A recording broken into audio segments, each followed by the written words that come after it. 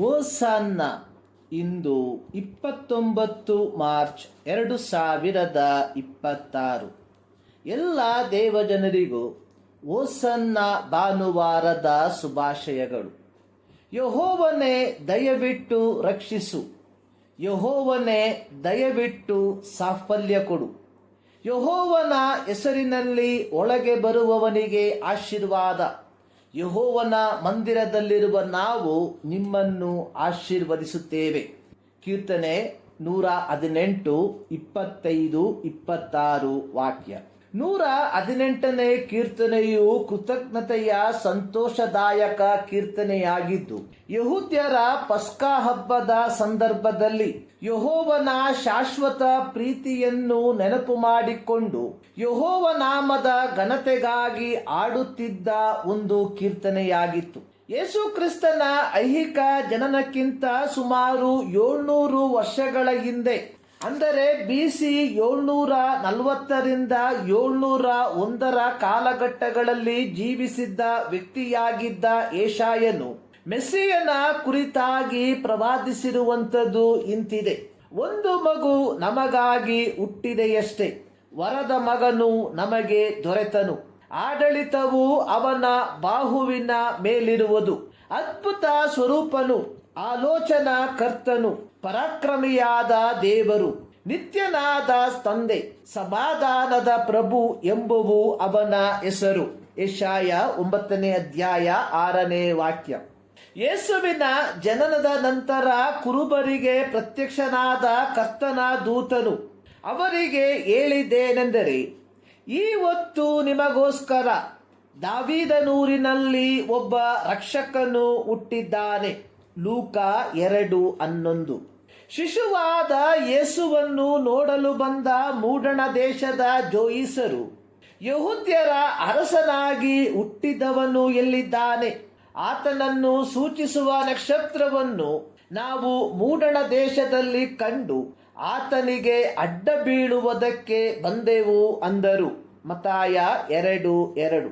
ಯೇಸುವಿನ ಜನನದ ಆರಂಭದಿಂದಲೂ ಒಬ್ಬ ರಾಜನ ಪರಿವೇಶವನ್ನು ಆತನಲ್ಲಿ ಕಂಡಾಗ್ಯೂ ಅದನ್ನು ಅಂಗೀಕರಿಸುವುದಕ್ಕೆ ಸಿದ್ಧರಿಲ್ಲದ ಒಂದು ಗುಂಪು ಜನರನ್ನು ಸಹ ನಾವು ಕಾಣುವವರಾಗಿದ್ದೇವೆ. ಯೋಹಾನ 1:11 ಬರೆದಿರುವಂಥದ್ದು, ಆತನು ತನ್ನ ಸ್ವಾಸ್ಥ್ಯಕ್ಕೆ ಬಂದನು, ಆದರೆ ಸ್ವಂತ ಜನರು ಆತನನ್ನು ಅಂಗೀಕರಿಸಲಿಲ್ಲ. ಯೇಸು ಕ್ರಿಸ್ತನು ತಂದೆಯಿಂದ ಹೊಂದಿಕೊಂಡಿದ್ದ ದೌತ್ಯವನ್ನು ಪೂರ್ತಿಗೊಳಿಸುವ ಕೊನೆಯ ಹಂತಕ್ಕೆ ಬಂದಾಗ, ಆತನು ಯೆರಿಕೋವನ್ನು ದಾಟಿ ಯೆರೂಸಲೇಮಿನ ಸಮೀಪದಲ್ಲಿರುವ ಎಣ್ಣೆ ಮರಗಳ ಗುಡ್ಡದ ಬಳಿಗೆ ಬಂದಾಗ, ಆತನೊಂದಿಗೆ ಯೆರಿಕೋವಿನಿಂದ ಪ್ರಯಾಣ ಬೆಳೆಸಿದಂತಹ ಜನರು ಮತ್ತು ಇತರೆ ಜನರು ಆತನ ಹಿಂದೆಯೂ ಮುಂದೆಯೂ ಹೋಗುತ್ತಾ, ಜಯ, ಕರ್ತನ ಹೆಸರಿನಲ್ಲಿ ಬರುವವನಿಗೆ ಆಶೀರ್ವಾದ, ನಮ್ಮ ಪಿತೃವಾದ ದಾವೀದನ ರಾಜ್ಯವು ಬರುತ್ತದೆ, ಅದಕ್ಕೆ ಆಶೀರ್ವಾದ, ಮೇಲಣ ಲೋಕಗಳಲ್ಲಿ ಜಯ ಎಂದು ಆರ್ಭಟಿಸಿದರು. ಮಾರ್ಕನು ಬರೆದ ಸುವಾರ್ತೆ 11ನೇ ಅಧ್ಯಾಯದ 9ನೇ ವಾಕ್ಯ.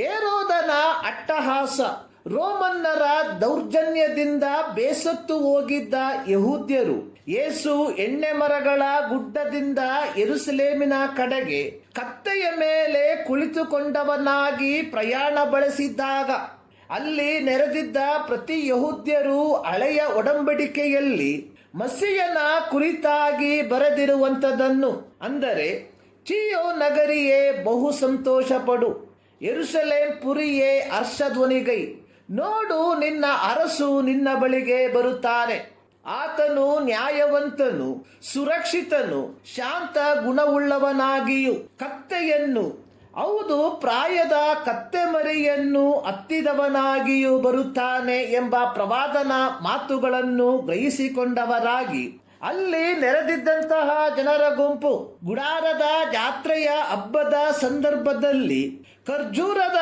ಮರದ ಗರಿಗಳನ್ನು, ಎಲೆಗಳು ದಟ್ಟವಾಗಿರುವ ಮರದ ಕೊಂಬೆಗಳನ್ನು ತೆಗೆದುಕೊಂಡು ಯೆಹೋವನ ಸನ್ನಿಧಿಯಲ್ಲಿ ಸಂಭ್ರಮದಿಂದ ಇರುತ್ತಿದ್ದಂತೆಯೇ, ಯಾಜಕಕಾಂಡ 23:40 ವಾಕ್ಯದಲ್ಲಿ ಯೇಸು ಕ್ರಿಸ್ತನು ಯೆರೂಸಲೇಮಿಗೆ ಪ್ರವೇಶಿಸುವಾಗ ಆತನನ್ನು ಸಮಾಧಾನದ ಅರಸನಂತೆ ಮರದ ಚಿಗುರುಗಳನ್ನು ದಾರಿಯಲ್ಲಿ ತಾತ್ಕಾಲಿಕವಾದ ರತ್ನಗಂಬಳಿಯಂತೆ ಹಾಕಿ ಓಸನ್ನ, ಅಂದರೆ ಈಗಲೇ ನಮ್ಮನ್ನು ರಕ್ಷಿಸು ಎಂದು ಆರ್ಭಟಿಸಿ ಬರಮಾಡಿದರು. ಮತ್ತಾಯನು ತನ್ನ ಸುವಾರ್ಥ ಬರವಣಿಗೆಯಲ್ಲಿ ಬರೆದಿರುವಂಥದ್ದು, ಆತನ ಹಿಂದೆಯೂ ಮುಂದೆಯೂ ಗುಂಪಾಗಿ ಹೋಗುತ್ತಿದ್ದ ಜನರು, ದಾವೀದನ ಕುಮಾರನಿಗೆ ಜಯ, ಕರ್ತನ ಹೆಸರಿನಲ್ಲಿ ಬರುವವನಿಗೆ ಆಶೀರ್ವಾದ, ಮೇಲಣ ಲೋಕಗಳಲ್ಲಿ ಜಯ ಎಂದು ಆರ್ಭಟಿಸಿದರು. ಮತ್ತಾಯ 21:9.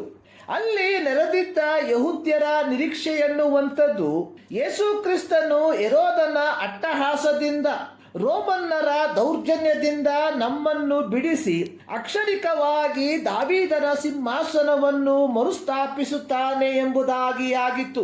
ಯೇಸು ತನ್ನ ಐಹಿಕ ಸೇವೆಯ ಕಾಲದಲ್ಲಿ ತನ್ನ ಯೆರೂಸಲೇಮ್ ಪ್ರವೇಶನದ ಕುರಿತಾಗಿ ತನ್ನ ಶಿಷ್ಯರಿಗೆ ಮುಂತಿಳಿಸಿದ್ದು, ನಾವು ಯೆರೂಸಲೇಮಿಗೆ ಹೋಗುತ್ತಾ ಇದ್ದೇವೆ ಮತ್ತು ಮನುಷ್ಯಕುಮಾರನನ್ನು ಮಹಾಯಾಜಕರ ಮತ್ತು ಶಾಸ್ತ್ರಿಗಳ ಕೈಗೆ ಹಿಡುಕೊಡುವರು.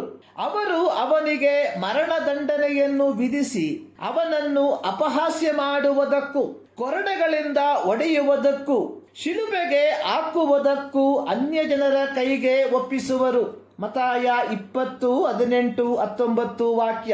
ಪ್ರೀತಿಯ ದೇವಜನರೇ, ಈ 2026 ಓಸನ್ನ ಭಾನುವಾರದಂದು ನಾವುಗಳು ನಮಗಾಗಿ ಶ್ರಮೆಯನ್ನು ತಾಳಿದ ಯೇಸು ಕ್ರಿಸ್ತನನ್ನು, ನಮ್ಮನ್ನು ನಮ್ಮ ಪಾಪಗಳಿಂದ ಬಿಡಿಸಿದ ಯೇಸು ಕ್ರಿಸ್ತನನ್ನು, ನಮಗೆ ನಿತ್ಯ ಜೀವವನ್ನು ವಾಗ್ದಾನ ಮಾಡಿರುವ ಯೇಸು ಕ್ರಿಸ್ತನನ್ನು ಆರಾಧಿಸುವವರಾಗಿದ್ದೇವ. ಅಥವಾ ಯಹೂದ್ಯರ ಹಾಗೆ ಅಕ್ಷರಿಕವಾದ ರಾಜ್ಯವನ್ನು ಸ್ಥಾಪಿಸುವ ಮಸೀಯನನ್ನು ಕಾದು ಕುಳಿತಂತೆ ಲೌಕಿಕ ಮೇಲುಗಳನ್ನು ಕೊಡುವ ಯೇಸುವಿಗಾಗಿ ಓಸನ್ನ ಎಂಬುದಾಗಿ ಕರೆಯುತ್ತಿದ್ದೇವ. ಈ ಮುಂಜಾನೆಯಲ್ಲಿ ಸರ್ವಶಕ್ತನಾದ ದೇವರು ಈ ಅಧ್ಯಯನದ ಮೂಲಕ ನಿಮ್ಮನ್ನು ಆಶೀರ್ವದಿಸಲಿ.